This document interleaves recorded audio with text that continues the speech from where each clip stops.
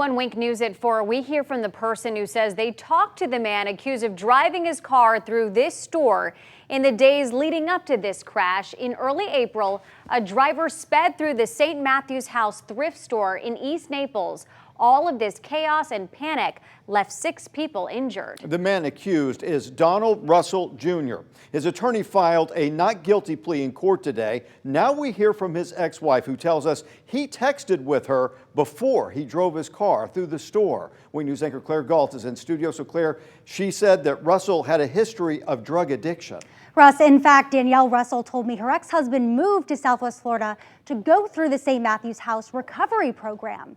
But Danielle believes Russell, Peyton as she called him, was not himself that week of the crash. She sent me this text exchange they had just days before. You can see here, he had some random thoughts, things like, "I am very sober, prophecy is coming through. This is better for me."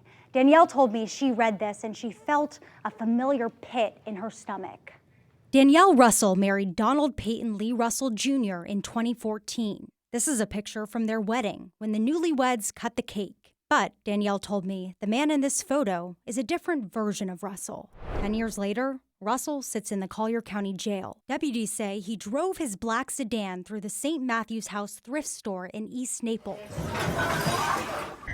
And then the last voicemails that I got from him were, Danielle, I just accidentally drove through the thrift store and the cops have me and they're going to do something to me. And by the time that I tried to call him back, his phone was cut off. Investigators believe Russell intended to do this, crash his car and cause panic. But his ex-wife told me there's more to the story. He had the ministry in the rehab that he worked at, and I was a children's pastor. He quit the ministry and went to go work for the paper mill, and that's when everything just kind of went bad for us. He relapsed on meth and kratom and alcohol. I would just see like bank statements, like ATM withdrawals. You know, when I'm a stay-at-home mom and I had 2 kids, like that's very frightening. I had no way to provide for my children. I had to drop out of nursing school. Eventually, Danielle left her husband, started a new life in a new state. But she stayed in touch with Russell. For her children, she helped him through recovery. Then, the day of the crash. He was calling me all morning. He said, "Don't go to work, Danielle, don't go to work. They're going to kill us. They're going to kill us." And I was like, "Peyton, have you relapsed?"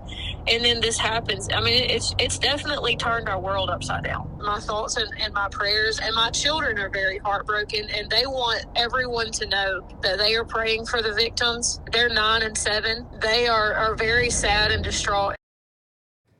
Now, to be clear, Donald Russell Jr. is not charged with driving under the influence. His charges do include aggravated battery causing great bodily harm. Danielle Russell told me her heart just breaks for these victims. Amanda. Sad all around. Thank you.